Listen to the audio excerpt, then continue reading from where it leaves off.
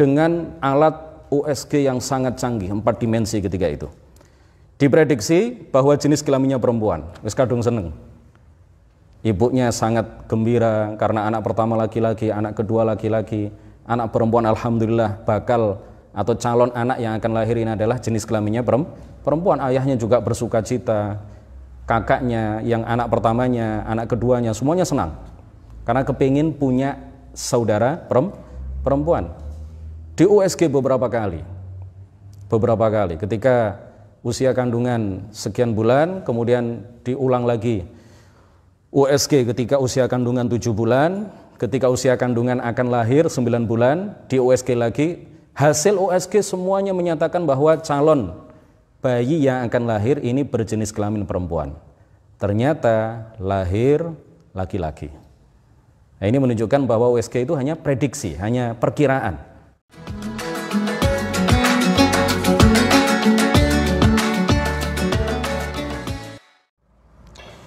Assalamualaikum warahmatullahi wabarakatuh.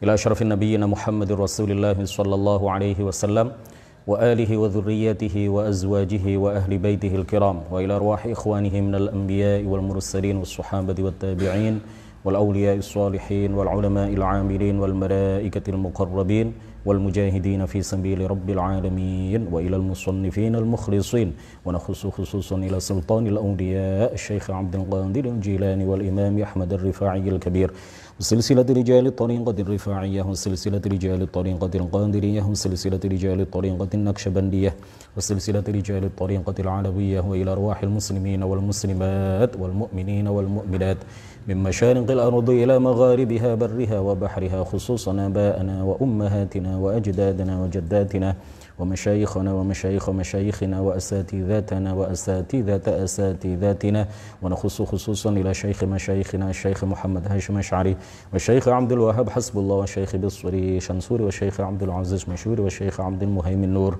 وسائر مشايخنا وأساتذتنا وبنية التوفيق والتيسير وبنية قضاء جميع الحاجات والديون وبنية الشفاء والنصر على الأعداء وقبول الدعاء ونيل كل سول ورؤية الرسول وشفاعة الرسول ومرافقة الرسول في الآخرة ولرضاء الله الفاتحة. أعوذ بالله من الشيطان الرجيم بسم الله الرحمن الرحيم الحمد لله رب العالمين الرحمن الرحيم مالك يوم الدين إياك نعبد وإياك نستعين اهدنا الصراط المستقيم صراط الذين أنعمت عليهم غير المغضوب عليهم ولا الضالين آمين.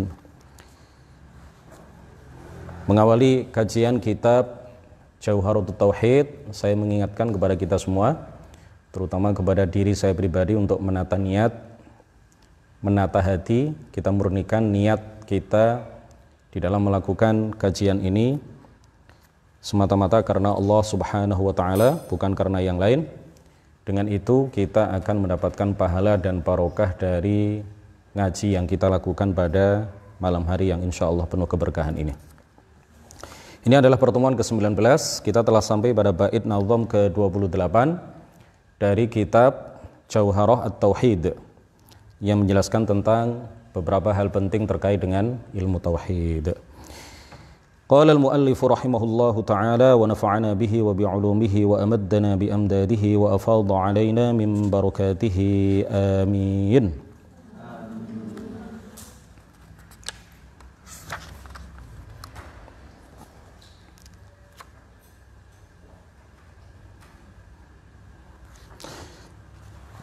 Wa ilmuhu wa la yuqalu muktasab fatba' sabilal haqqi watrahir riyab.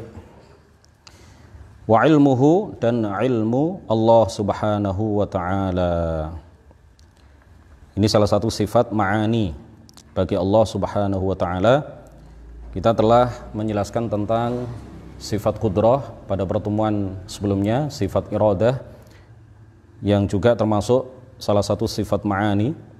Kita melanjutkan penjelasan tentang sifat ma'ani bagi Allah yang lain, yaitu sifat ilm. wa ilmuhu, dan ilmu Allah Subhanahu wa taala. Wala yuqalu, dan tidak boleh dikatakan muktasab. Ilmu Allah itu diperoleh dengan cara atau dengan jalan nazar dan istidlal. Nanti akan kita terangkan. Ya, ilmu Allah itu azali, tidak memiliki permulaan, tidak seperti ilmu kita. Fatba', maka ikutilah sabilal haqqi, jalan kebenaran.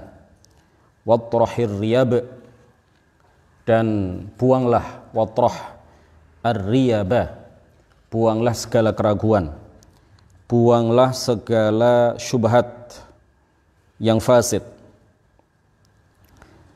buanglah segala keraguan dan syubhat. Ya, syubhat itu artinya adalah sesuatu yang dilontarkan, dipropagandakan oleh kalangan-kalangan di luar ahlus sunnati wal jamaah untuk mengaburkan hal yang sebenarnya.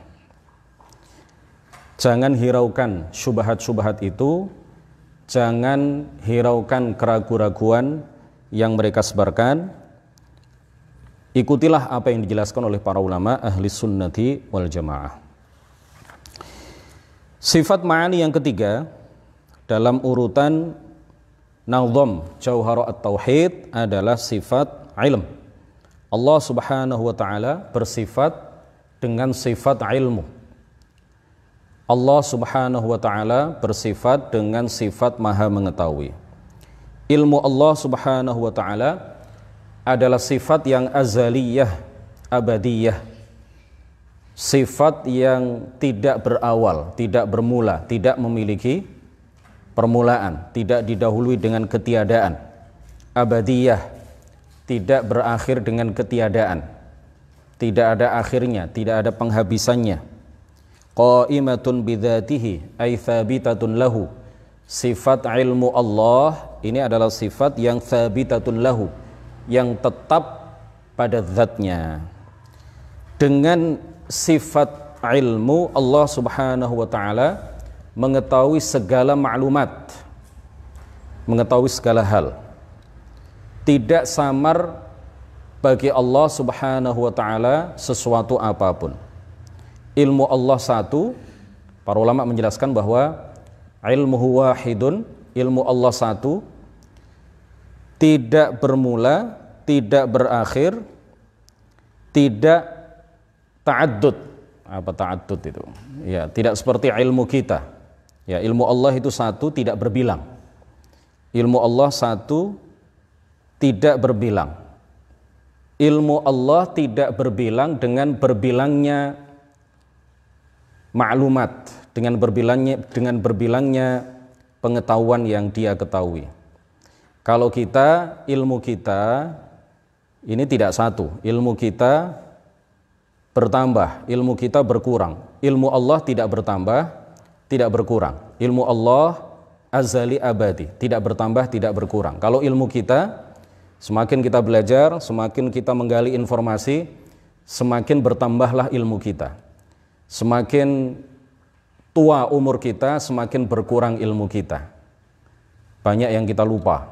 Awalnya banyak ilmunya, kemudian setelah itu berkurang karena seiring dengan usia yang semakin senja, seiring dengan sifat malas yang ada pada diri kita, yang tidak mengulang-ulang lagi, tidak mengulang-ulang lagi apa yang kita ketahui sebelumnya. Ilmu kita seperti itu, bertambah, berkurang.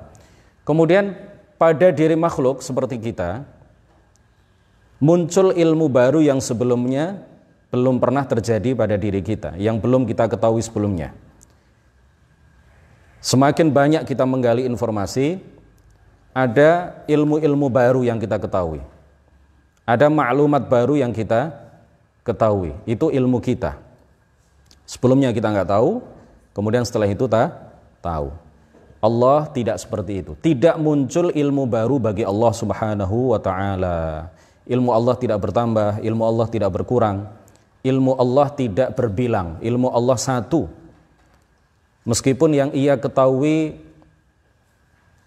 segala maklumat, ya, maklumat itu berbilang, tetapi ilmu Allah satu, tidak berbilang.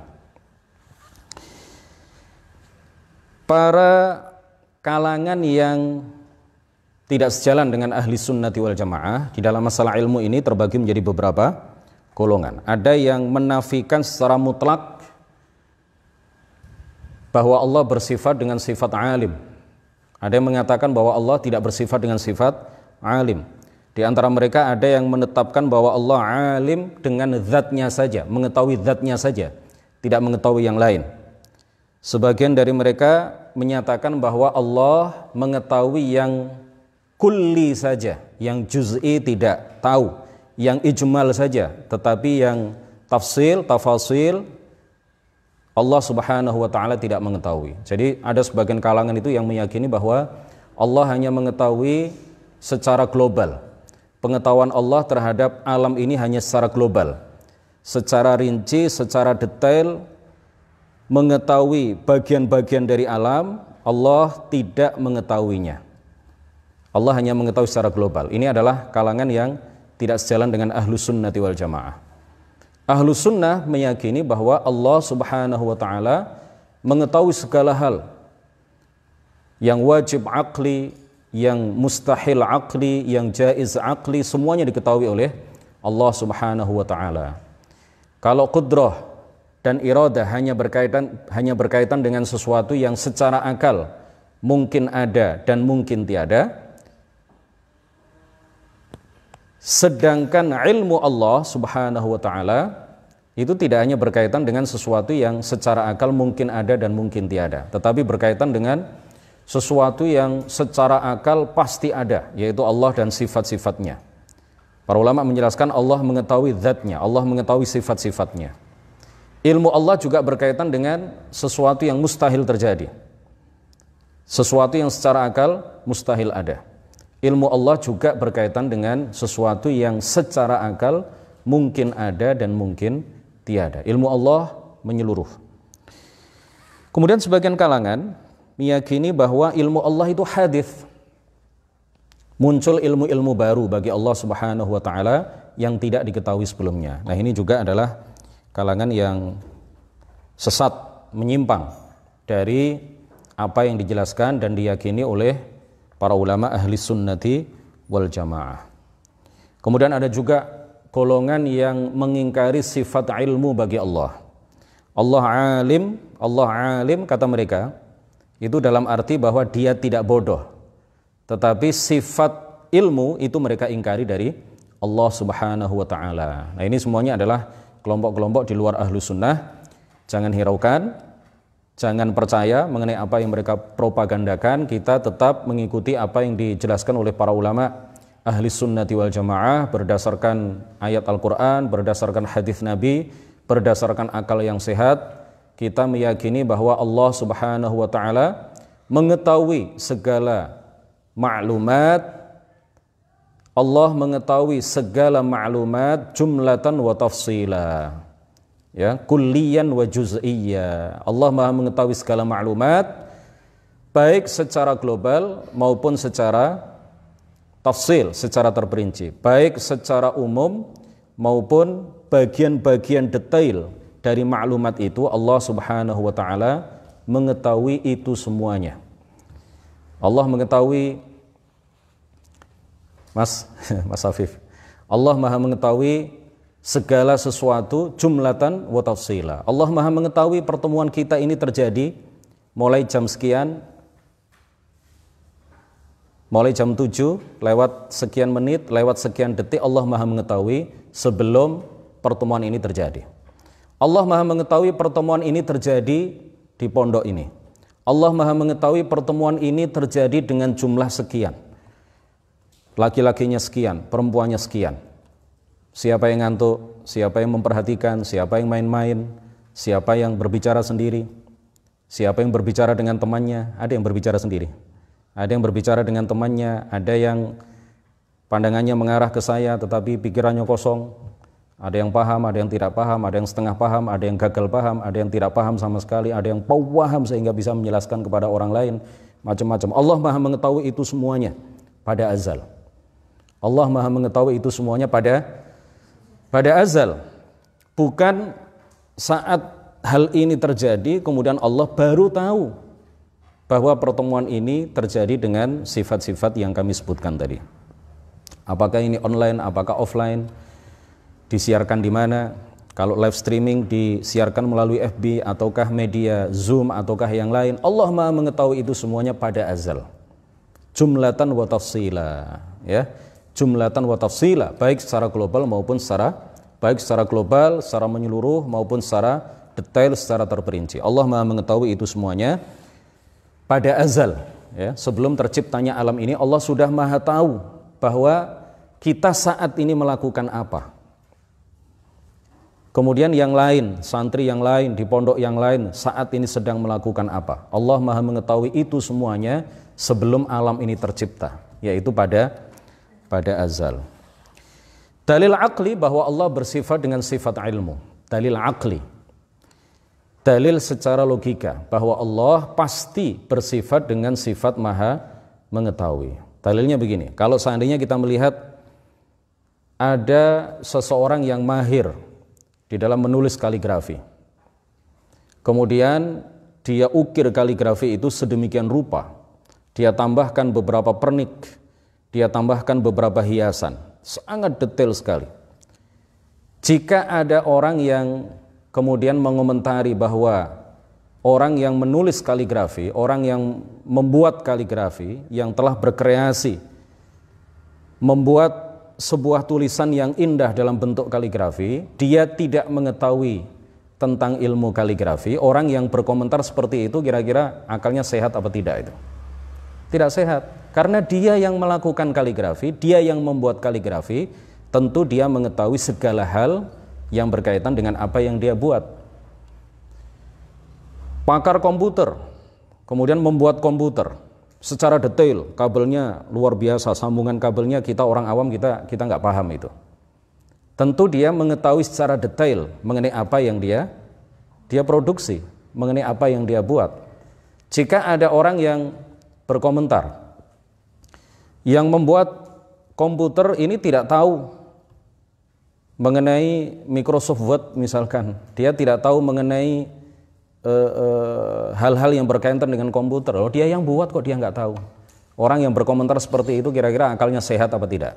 Ini perlu dipertanyakan ya, akalnya ini perlu dipertanyakan. Nah, Allah yang menciptakan alam secara detail, secara teratur, rapi, tidak bertabrakan antara matahari dengan bulan, tidak bertabrakan antara bumi dengan bulan misalkan, antara bumi dengan matahari, teratur, luar biasa. Ini tentu mengetahui keadaan alam secara detail dan terperinci. Kalau ada orang mengatakan bahwa Allah hanya menciptakan tetapi tidak tahu secara detail mengenai apa yang terjadi di alam, berarti akalnya perlu dipertanyakan. Orang ini akalnya nggak sehat, ini akalnya sakit, akalnya tidak sehat. Ya, untuk mengetahui orang bodoh, orang gila lah barangkali, ya. Bahasa halusnya akalnya nggak sehat. Oh, Allah yang menciptakan alam ini, kenapa dia tidak mengetahui secara detail apa yang terjadi di alam? Kemudian dalil secara akli yang biasa disampaikan oleh para ulama kita, seandainya Allah Subhanahu wa taala tidak disifati dengan sifat Maha mengetahui, niscaya ia bersifat dengan lawan dari sifat mengetahui, yaitu jahil, bodoh, tidak mengetahui. Dan sifat tidak mengetahui ini tentu adalah sifat yang menunjukkan kekurangan, sifat yang menunjukkan kelemahan. Dan Tuhan tentu tidak akan bersifat dengan sifat yang menunjukkan kekurangan. Mustahil Allah bersifat dengan sifat yang menunjukkan kekurangan. Dalil naqli bahwa Allah Subhanahu wa taala bersifat dengan sifat mengetahui, di antaranya adalah firman Allah Subhanahu wa taala, wallahu bikulli syai'in alim, dan Allah Maha mengetahui segala sesuatu. Allah Maha mengetahui al-wajib, al-mumkin, al-mustahil, al-aqli. Allah Maha mengetahui zatnya dan sifat-sifatnya. Allah Maha mengetahui hal-hal yang mustahil terjadi secara akal. Allah juga Maha mengetahui hal-hal yang mungkin terjadi dan mungkin tidak terjadi secara akal. Di dalam hadis, dalil dari hadis, Rasulullah sallallahu alaihi wasallam menegaskan, Mafatihul ghaibi khamsun la ya'lamuha illallah. Di antaranya ya, ada beberapa hadis, di antaranya adalah hadis riwayat Imam Al-Bukhari, Imam Muslim, bahwa Rasulullah sallallahu alaihi wasallam bersabda, mafatihul ghaibi khamsun, mafatihul ghaibi khamsun la ya'lamuha illallah. Kunci-kunci yang ghaib itu ada 5. Tidak mengetahui yang 5 ini kecuali hanya Allah Subhanahu wa ta'ala. Bukan berarti yang tidak diketahui oleh selain Allah itu hanya 5 ini. Banyak yang tidak diketahui oleh selain Allah Subhanahu wa ta'ala. Tetapi di antara yang pokok adalah 5 ini. Apa 5 itu? Yang tidak ada yang tahu kecuali hanya Allah Subhanahu wa ta'ala. Yang pertama, hari kiamat. Tidak ada seorang pun yang tahu kapan terjadinya hari kiamat. Yang kedua adalah turunnya air hujan. Tidak ada seorang pun yang mengetahui secara persis kapan turunnya air hujan. BMKG, Badan Meteorologi, Klimatologi, dan Geofisika itu hanya memprediksi kapan terjadinya hujan berdasarkan tanda-tanda alam, berdasarkan teori-teori yang mereka pelajari. Hanya memprediksi. Bisa jadi prediksi mereka salah. Bisa jadi prediksi mereka tidak tepat, tidak benar. Yang ketiga adalah apa yang ada di rahim seorang perempuan. Ketika seorang ibu, seorang perempuan mengandung janin di rahimnya, apakah janin itu berjenis kelamin laki-laki ataukah janin itu berjenis kelamin perempuan? Apakah janin itu sehat ataukah janin itu cacat? Tidak ada yang tahu secara persis kecuali hanya Allah Subhanahu wa ta'ala. USG 3 dimensi, 4 dimensi, ada yang 5 dimensi enggak? 4 dimensi ya.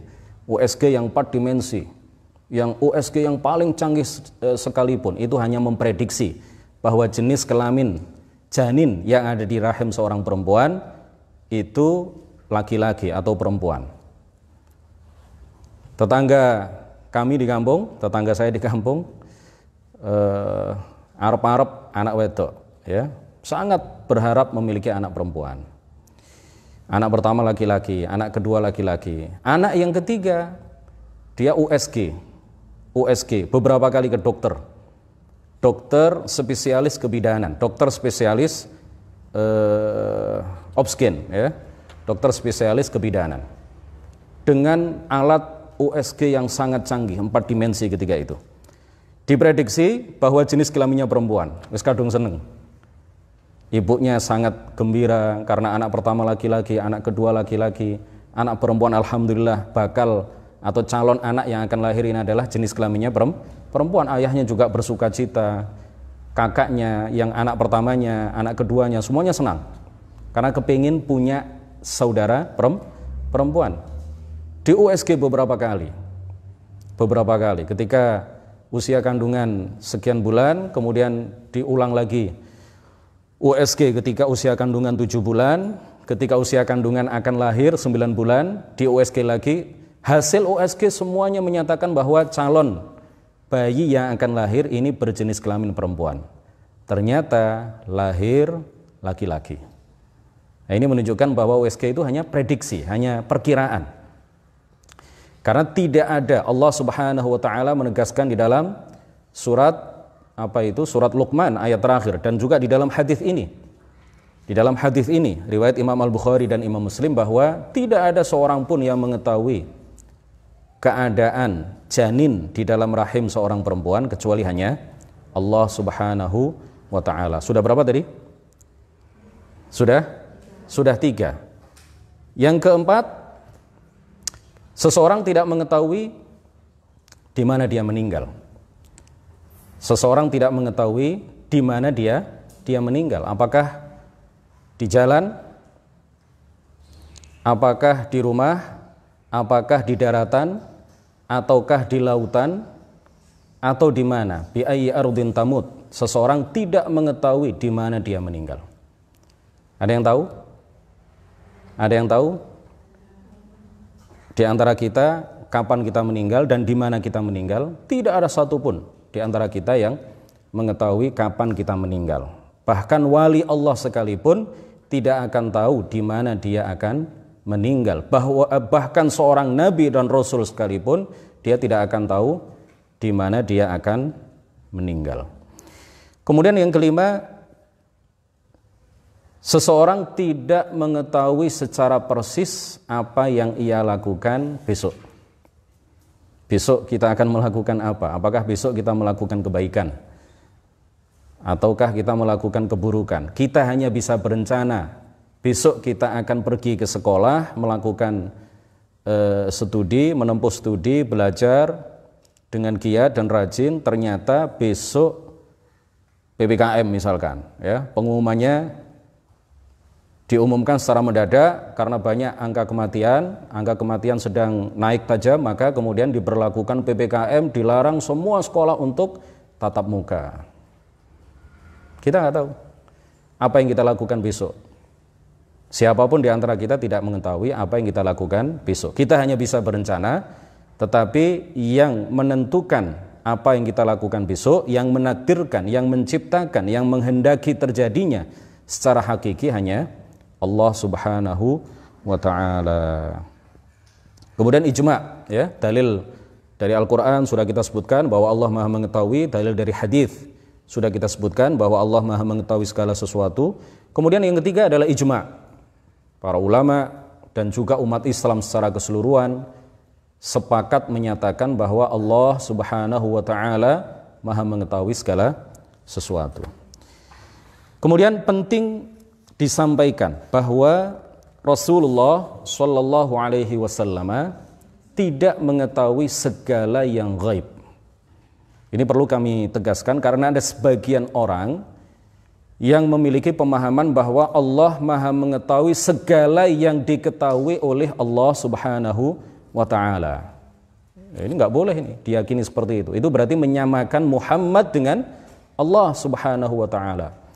Allah Ta'ala berfirman, wa huwa bikulli syai'in alim. Dengan firman-Nya ini, ya, dan Dia Maha mengetahui segala sesuatu. Dengan firman-Nya ini, Allah Subhanahu wa ta'ala memuji zat-Nya sebagai zat yang memiliki sifat Maha mengetahui segala sesuatu. Kalau seandainya Nabi Muhammad sallallahu alaihi wasallam mengetahui semua apa yang diketahui oleh Allah Subhanahu wa taala, maka ayat ini tidak ada maknanya. Ayat ini adalah pujian bagi Allah bahwa Dia Maha mengetahui segala sesuatu. Kalau ada selain Allah yang juga mengetahui segala sesuatu, berarti ayat ini nggak ada maknanya lagi. Bukan berarti pujian lagi. Paham ya? Jadi tidak boleh dikatakan bahwa Nabi Muhammad sallallahu alaihi wasallam Maha mengetahui sama dengan kemahatauan Allah Subhanahu wa taala. Memang Rasulullah mengetahui beberapa hal yang gaib yang Allah beritahukan kepada beliau. Tetapi Allah tidak memberitakan kepada Nabi Muhammad sallallahu alaihi wasallam segala yang ia tahu, segala hal yang gaib. Begitu juga malaikat Jibril. Malaikat Jibril tidak mengetahui segala yang diketahui oleh Allah Subhanahu wa taala. Jadi yang Maha mengetahui segala sesuatu itu hanya Allah Subhanahu wa taala. Jadi seakan-akan orang yang mengatakan Nabi Muhammad sallallahu alaihi wasallam mengetahui segala hal yang diketahui oleh Allah, mengetahui segala sesuatu, itu seakan-akan mereka juga ingin mengatakan bahwa Nabi Muhammad itu maha kuasa atas segala sesuatu. Ya, kalau maha mengetahui segala sesuatu ya berarti maha kuasa atas segala sesuatu. Ini kan sama sesatnya ini, sama menyimpangnya, ya. Ini adalah perkataan-perkataan yang hanya dikatakan oleh orang-orang yang tidak berilmu sesuai dengan apa yang diajarkan oleh para ulama ahli sunnati wal jamaah. Nah, beberapa dalil dikemukakan oleh para ulama untuk menegaskan kepada kita bahwa Rasulullah itu tidak mengetahui segala sesuatu. Di antaranya misalkan Rasulullah Shallallahu Alaihi Wasallam ketika seorang munafik Munafik i'tiqadi, bukan munafik amali. Munafik i'tiqadi, munafik keyakinan, itu artinya orang kafir. Ya, Abdullah bin Ubay bin Salul, kita semuanya tahu bahwa dia adalah orang yang munafik. Yudhirul Islam, menampakkan bahwa dia adalah seorang muslim, tetapi yubtinul kufra fi qalbihi, tetapi dia adalah orang yang menyembunyikan kekufuran dalam hatinya. Dia kafir menurut Allah Subhanahu wa taala. Tetapi karena dia sholat sebagaimana orang-orang di sekitarnya sholat, dia berpuasa, menampakkan bahwa dirinya melakukan ibadah yang dilakukan oleh umat Islam, maka umat Islam ketika itu termasuk Rasulullah Shallallahu Alaihi Wasallam menganggap dia Muslim, padahal dia adalah orang yang menyembunyikan kekufuran di dalam hatinya. Menurut Allah Subhanahu Wa Taala dia adalah orang yang kafir. Ketika Abdullah bin Ubay bin Salul yang sejatinya orang kafir ini mati, Rasulullah menyolati dia. Ya, Rasulullah kemudian apa? Menyolati Abdullah bin Ubay bin Salul yang mati dalam keadaan kafir. Tetapi kemudian Allah menegurnya, turun ayat yang melarang beliau untuk melakukan sholat terhadap orang yang munafik, terhadap orang yang menyembunyikan kekufuran di hatinya seperti Abdullah bin Ubay bin Salul. Jadi sangat tidak masuk akal apabila Rasulullah mengetahui Abdullah bin Ubay bin Salul mati dalam keadaan kafir, kemudian Rasulullah tetap melakukan sholat jenazah kepadanya. Karena tidak masuk akal itu, ya kan? Karena Rasulullah tahu berdasarkan firman dari Allah Subhanahu wa taala bahwa Allah tidak akan mengampuni dosa orang kafir. Allah Subhanahu wa taala sekali-kali tidak akan mengampuni dosa orang kafir. Melakukan sholat jenazah, seandainya Rasulullah melakukan sholat jenazah kepada seseorang, itu artinya adalah pemberian syafaat beliau kepada orang itu, artinya permohonan beliau kepada Allah Subhanahu wa taala agar Allah mengampuni dosa-dosanya. Allah taala misalkan menegaskan di dalam salah satu ayat, innal ladzina kafaru wasaddu an sabilillahi tsumma matu wa hum kuffar falan yaghfirallahu lahum.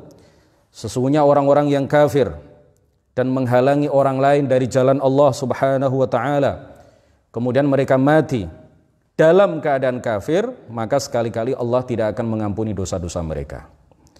Di dalam ayat yang lain, innal ladzina kafaru wa zalamu lam yakunillahu liyaghfira lahum wa la liyahdiyahum tariqa illa tariqa jahannam khalidina fiha abada. Lam yakunillahu liyaghfira lahum. Sekali-kali Allah tidak akan mengampuni dosa-dosa orang kafir. Jadi tidak masuk akal jika dikatakan sekali lagi bahwa Rasulullah mengetahui bahwa Abdullah bin Ubay bin Salul mati dalam keadaan kafir, meskipun seperti itu beliau tetap melakukan sholat jenazah terhadapnya. Tidak masuk akal. Artinya apa? Beliau tidak tahu bahwa beliau tidak tahu bahwa Abdullah bin Ubay bin Salul mati dalam keadaan kafir, sehingga beliau husnudzon, berbaik sangka bahwa dia mati dalam keadaan mukmin. Lalu ketika beliau melakukan sholat jenazah, turun ayat yang menegur beliau bahwa tidak boleh menyolati orang yang mati dalam keadaan kafir. Kemudian Rasulullah juga pernah mengutus 70 orang al-qurra, 70 orang sahabat yang ahli qiraah, yang hafal Quran, untuk berdakwah ke suatu tempat. Tidak lama setelah itu Rasulullah mendengar kabar bahwa mereka semuanya mati terbunuh. Apakah kemudian dikatakan Rasulullah tahu bahwa 70 orang sahabatnya yang ahli qiraah, yang hafal Al-Quran semuanya itu, apakah dikatakan bahwa Rasulullah tahu bahwa mereka akan dibunuh tetapi beliau tetap mengutus mereka ke suatu tempat untuk berdakwah, padahal beliau tahu, sekali lagi, padahal beliau tahu bahwa mereka semuanya akan terbunuh? Kan gak masuk akal. Rasulullah adalah orang yang sangat menyayangi dan mencintai para sahabatnya, mencintai umatnya. Itu artinya apa? Rasulullah tidak tahu bahwa mereka akan mati terbunuh.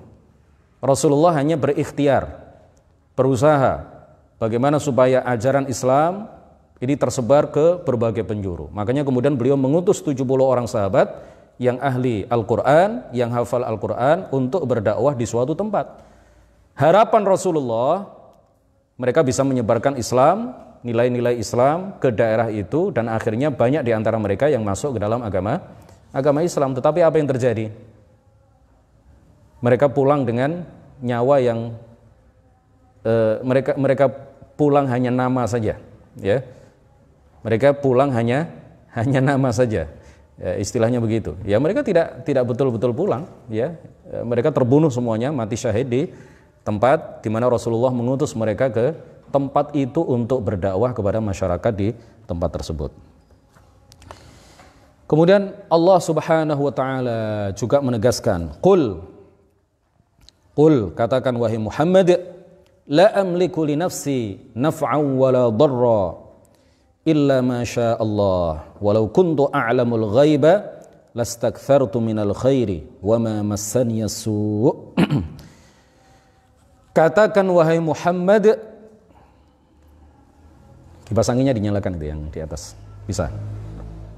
Panas ya. Qul, katakan wahai Muhammad, la amliku li nafsi naf'aw wala darra. Aku tidak bisa, katakan wahai Muhammad, perintah Allah kepada Nabi Muhammad sallallahu alaihi wasallam agar beliau mengatakan, aku tidak kuasa untuk menarik manfaat dan menolak mara bahaya kecuali apa yang dikehendaki oleh Allah Subhanahu wa taala. Katakan wahai Muhammad, walau kuntu a'lamul ghaiba lastakthartu minal khair. Seandainya aku mengetahui perkara ghaib, niscaya aku akan memperbanyak amal kebajikan. Wa ma massani su', dan aku tidak akan terkena mara bahaya. Ayat ini menegaskan kepada kita bahwa Rasulullah tidak mengetahui seluruh perkara ghaib. Kemudian dikatakan juga di dalam ayat yang lain, difirmankan oleh Allah Subhanahu wa taala, Qul la ya'lamu man fis samawati wal ardil ghaiba illallah. Katakan wahai Muhammad, tidak ada sesuatu apapun, baik malaikat, manusia ataupun jin yang ada di langit dan di bumi yang mengetahui ghaib, perkara ghaib, illallah. Ya, hanya Allah yang mengetahui seluruh perkara yang ghaib. Kemudian di dalam ayat yang lain Allah Subhanahu wa taala juga memberitahukan kepada kita, wa min ahlil madinati maradu 'alan nifaqi la ta'lamuhum nahnu na'lamuhum. Di antara penduduk Madinah itu ada yang berbuat munafik, ada yang menyimpan kemunafikan di dalam hatinya. Maradu 'alan nifaq, mereka berlebih-lebihan di dalam perbuatan munafik mereka.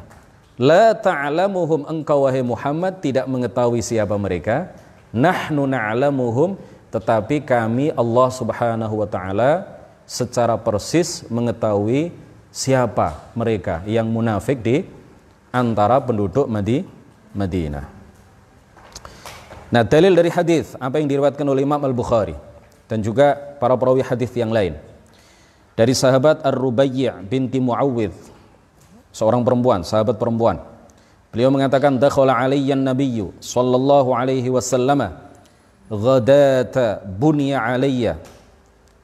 Rasulullah sallallahu alaihi wasallam hadir pada pagi ketika aku, kata Ar-Rubayyi' binti Muawwidh, ketika aku pada pagi hari di mana aku pada hari itu menikah, ya, dibawa oleh suamiku ke rumahnya. Fajalasa ala firashi kamajlisika minni.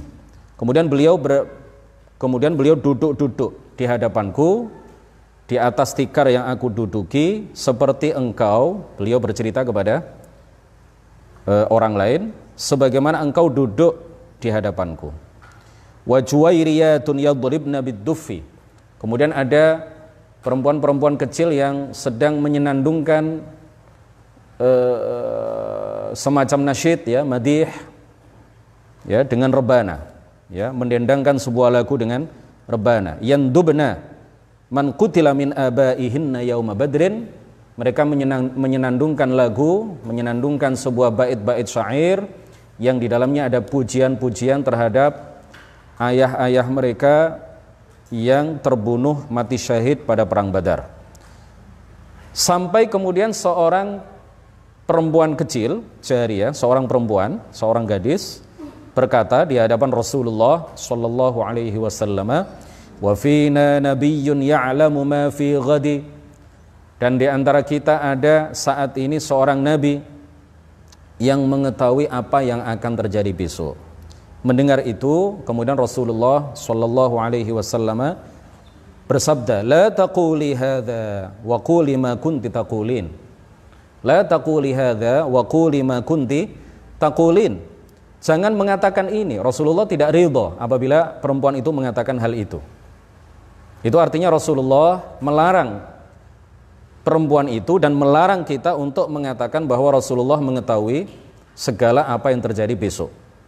Ya, karena memang Rasulullah tidak mengetahui seluruh perkara gaib. Wa quli ma kunti taqulin, dan ucapkanlah yang tadi kamu dendangkan. Jangan mengucapkan bahwa aku mengetahui semua apa yang terjadi besok. Kemudian ijma' juga, ya, ijma' menyatakan bahwa Rasulullah tidak mengetahui segala hal yang diketahui oleh Allah Subhanahu wa taala. Sedikit lagi. 3 menit lagi. Sudah mulai ada yang ngantuk, yang offline ini. Jika ada orang yang mengatakan hadza binisbati li siratihi syarifati wa hayatihi al-'azimati ay mu'azzamiha hina kana ya'ishu wa lam yukshaf lahu an kulli al-mughayyabat wa dallat 'ala dhalika an-nusus min al-ahadits wal ayat illa annahu lam yakhruj min ad-dunya illa wa qad kushifa lahu kullu mughayyab. Jadi Rasulullah, kalau ada yang bertanya, ya, mengatakan kepada kita, Rasulullah tidak mengetahui segala hal yang diketahui oleh Allah. Rasulullah tidak mengetahui perkara gaib itu pada masa hidup beliau. Tetapi di akhir hidup beliau tidak mati, tidak meninggal, tidak meninggalkan dunia yang sementara ini kecuali beliau sudah mengetahui seluruh perkara gaib. Apakah bisa dibenarkan perkataan seperti ini? Tidak benar. Jadi para ulama menegaskan sampai Rasulullah di akhir hayatnya sekalipun, menjelang kematian beliau sekalipun, beliau tetap tidak mengetahui seluruh perkara gaib. Dalilnya apa?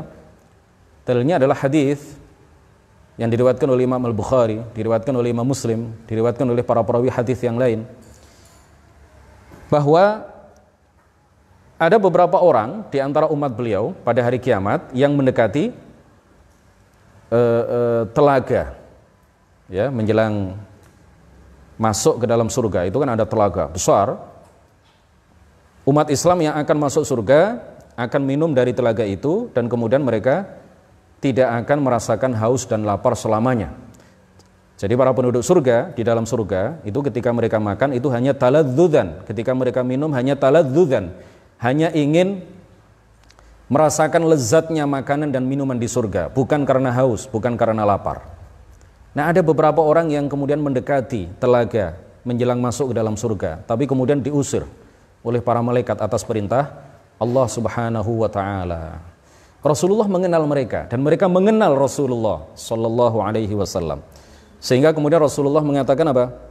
Ya Rabb, usayhabi, wahai Tuhanku, mereka adalah sahabat-sahabatku.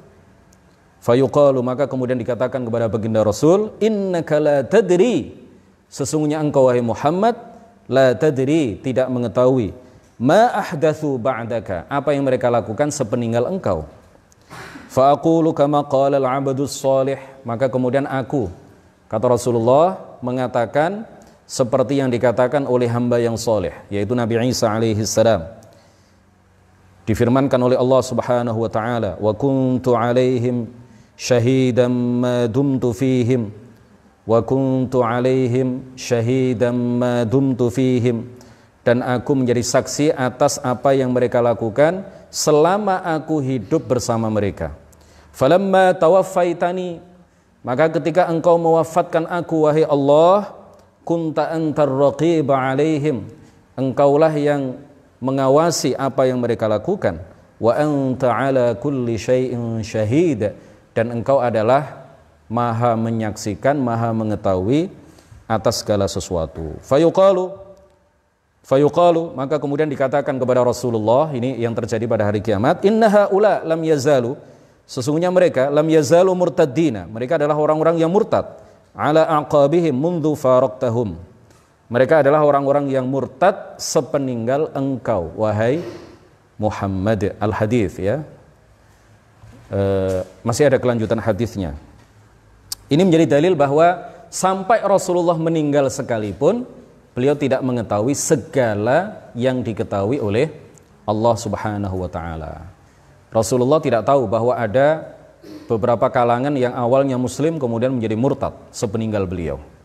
Ya, bahkan katabatul wahyi, sekretaris wahyu, orang yang dipercaya oleh Rasulullah sallallahu alaihi wasallam untuk menulis ayat-ayat Al-Qur'an, ada di antara mereka yang mati dalam keadaan murtad. Ya, awalnya adalah sekretaris wahyu, tapi sepeninggal Rasulullah Shallallahu Alaihi Wasallam ada 3 di antara mereka yang murtad, yang 2 kembali ke dalam agama Islam, yang 1 mati dalam keadaan, yang 2 tetap mati dalam keadaan kafir, kemudian yang 1 kembali ke dalam agama Islam.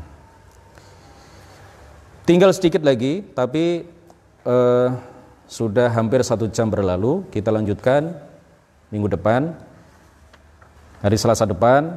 Saya ingin menjelaskan sedikit mengenai penggalan bait nazam yang kedua, fatba' muktas wala yuqalu muktasab. Ilmu Allah itu tidak muktasab. Ini sedikit, tapi karena waktunya sudah hampir 1 jam, kita akhiri sampai di sini. Insyaallah kita lanjutkan pertemuan ke-20 pada hari Selasa depan. Mudah-mudahan Allah Subhanahu wa taala senantiasa menganugerahkan kepada kita sekalian istiqamah di dalam ngaji ilmu agama, terutama ilmu tauhid. Subhanakallahumma wa bihamdik, asyhadu an la ilaha illa anta, astaghfiruka wa atubu ilaik. La ilaha illallah. Allahumma shalli ala sayyidina Muhammad wa ala alihi wa sahbihi wa sallim. Rabbi ighfirli wa liwalidayya wa lil mu'minina wal mu'minat. Wallahul muwaffiq ila aqwamit thariq. Wassalamu alaikum warahmatullahi wabarakatuh.